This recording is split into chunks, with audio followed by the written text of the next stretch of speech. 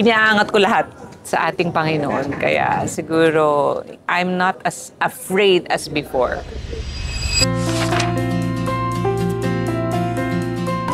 Tuwing Halloween, gusto kong matulog. Hindi.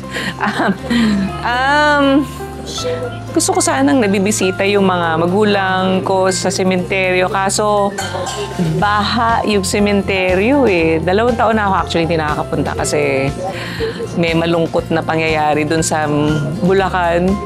Lubog yung sementeryo. May swimming pool sila doon. Kaya pinagdarasal ko na lang sila at nag-iilaw na lang ako para sa kanila.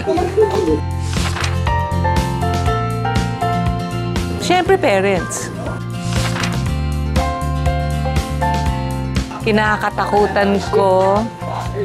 Actually, siguro hindi na ganun karami ang kinatatakutan ko kasi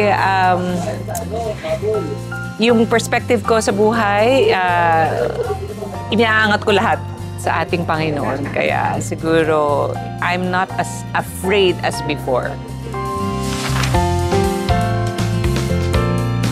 Pinaka-nakatatakot? Dumaan yung eroplano eh. One time, kasakay kami sa eroplano, biglang sinabi ng piloto na may bomb daw dun sa eroplano. Yun palagay ko, kasi nasa Erica. Ako po si Isa Alvarez at iniimbitahan ko po kayong manood ng MPK ngayong Sabado. Ang title po ng aming episode ay Inang Inaswang. Ako ba yun? Ako ba inaswang? Hindi. Ako po si Lida. Ako po ay mother ni Rigor. Kaya napaka-exciting po nito kasi hindi laging may ganitong palabas sa MPK.